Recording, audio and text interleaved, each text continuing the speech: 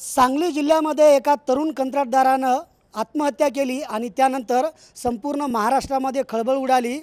शिवसेनेचे नेते संजय राऊत यांनी सरकारवरती गंभीर आरोप करत सरकारच्या विरोधामध्ये सदोष मनुष्यवधाचा गुन्हा दाखल करा। आता isakal.com आहे देशातील नंबर 1 ची मराठी न्यूज वेबसाईट। प्रत्येक अपडेटसाठी isakal.com ला नक्की भेट द्या अशी मागणी केलेली होती। आणि आता त्यानंतर मराठवाड्यामध्ये प्रत्येक जिल्ह्यात कंत्राटदारांनी देखील सरकारच्या विरोधामध्ये एल्गार पुकारलेला आहे। हे सगळे हिंगोली जिल्ह्यातील कंत्राटदार आहेत, ज्यामध्ये सार्वजनिक बांधकाम विभाग असेल, जलजीवन मिशनची कामे करणारे कंत्राटदार असतील, यासोबतच लहान मोठे ठेकेदार आहेत। आपण त्यांचं म्हणणं काय हे जाणून घेऊयात। तुम्ही कुठलं काम केलेलं आहे आणि तुमच्यावरती सरकारच्या दरबारामध्ये पैसे मागण्याची वेळ का आली? आम्ही मागील 4-5 वर्ष झाले जलजीवन मिशनमध्ये काम करतो आहे आणि इतरही यंत्रणेमध्ये काम करतो आहे। परंतु ही जे वेळ आलेली आहे, आतापर्यंत निधी सुरळीत येत होता, पण मागील 1.5 वर्षापासून निधीचा तुटवडा परत आहे। जे की सरकारने आम्हाला कुठल्याही पद्धतीचा निधी दिलेला नसल्यामुळे आणि परत प्रशासन कॉन्ट्रॅक्टरवर कारवाईचा तगादा लावत आहे। काम अपूर्ण का आहे आणि अपूर्ण काम जरी असलं तर त्यामध्ये जे काम अंदाजपत्रकामध्ये नाही आहे ते जास्तीचे कामं करून घ्यायचा हाही तगादा शासनाचा आहे की जी उद्दिष्ट आणि ध्येय आहे योजनेचं ते पूर्ण झालं पाहिजे। वारंवार तशा मिटिंगाही झालेल्या आहेत आणि तशा सूचना आलेल्या आहेत, परंतु ते जास्तचं काम करून घेतात, परंतु संबंधित प्रशासकीय अधिकारी ते काम तर MBमध्ये मेजरमेंट घेऊन रेकॉर्ड करत नाहीत आणि सुधारित प्रशासकीय मान्यता पाठवल्या तरी त्या मंजूर होत नाहीत।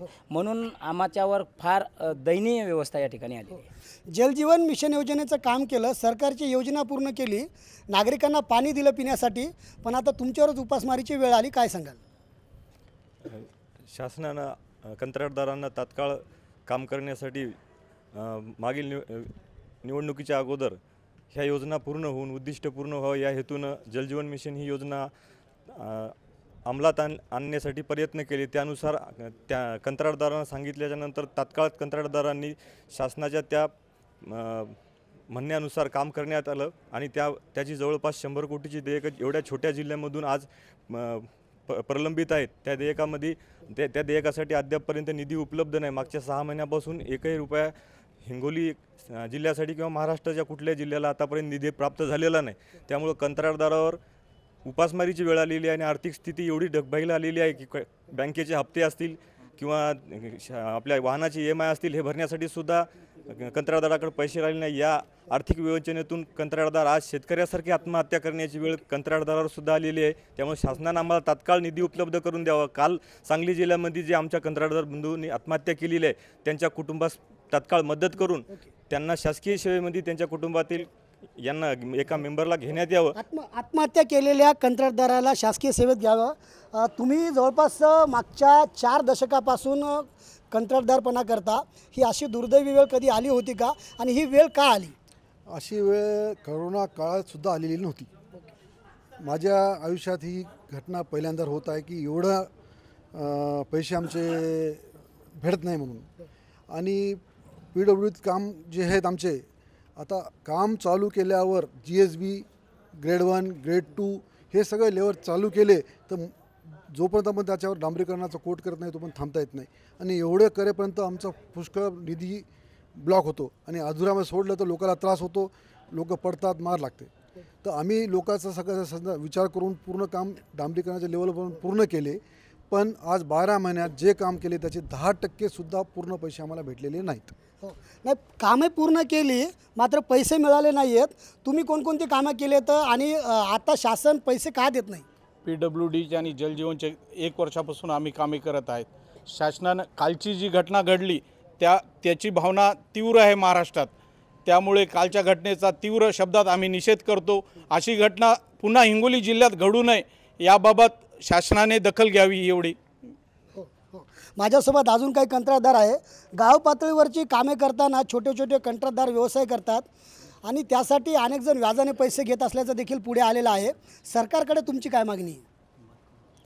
शासनाने त्वरित याच्यात लक्ष घालून जे आमच्या भावंडाची काल आत्महत्या झाली, आत्महत्या म्हणता येणार नाही, याच्यात एक खून झाला असं धरून शासनाने पैसे न दिल्यामुळे हा शासनाचा नेहमीच दरवाजा खटखटत होता आणि इथं पैशासाठी शासनाकडे दररोज तगादा लावत होता, पण शासनानं त्याच्यावर कोणतीही उपाययोजना किंवा त्याचा थोडा बहुत तरी निधी दिला नसल्यामुळे ही घटना घडली आहे। तशी घटना ही अजून आमच्या भावंडावर किंवा घडू नये म्हणून शासनाने प्रयत्न करावेत। माझ्यासोबत तरुण कंत्राटदार आहे, कोणकोणते कामं सुरू केले ते पूर्ण केलेत आणि किती पैसे बाकी तुमचे? खरं तर सुरुवातीला जलजीवन मिशनचं काम मी नवीन हातात घेतलं होतं आणि त्या अनुषंगाने काम जवळपास 90% कंप्लीट झालं आहे आणि उर्वरित हे आम्ही निधीसाठी शासनाकडे विनंती करतोय वारंवार, निधी अद्यापही मिळालेला नाही आहे। किती पैसे बाकी सगळे? साधारणतः 40 लाख रुपयाचं बिल आहे। हो, छोटा कॉन्ट्रॅक्टर आहे, तरुण कॉन्ट्रॅक्टर आहे, 40 लाख रुपयांचं देयक बाकी आहे। तर इकडे सार्वजनिक बांधकाम विभाग असेल, जिल्हा परिषद असेल, त्यासोबतच प्रधानमंत्री ग्रामसडक योजनेचे, मुख्यमंत्री ग्रामसडक योजनेचे कामे करणारे हे सर्व कंत्राटदार आहे। त्यामध्ये नगरपालिकाचे काम करणारे कंत्राटदार आहे आणि यांचे हजारो कोटी रुपये बाकी आहेत आणि त्यातल्या त्यात हिंगोली जिल्ह्याचं देखील मोठ्या प्रमाणामध्ये देयक बाकी असल्यामुळं आता शासन आम्हाला नेमके पैसे कधी देणार, का आमच्या देखील आत्महत्येची वाट पाहणार, असाच प्रश्न हे सगळे कंत्राटदार सरकारला विचारू लागले आहेत। संदीप नागरे, साम टीव्ही न्यूज, हिंगोली। देश विदेशातील प्रत्येक घडामोडींचे लाईव्ह अपडेट मिळवण्यासाठी आता साम टीव्हीच्या सर्व सोशल मीडिया प्लॅटफॉर्मला लाईक, फॉलो आणि सबस्क्राईब करा। तसंच सर्व नोटिफिकेशनसाठी बेल आयकॉन प्रेस करायला विसरू नका।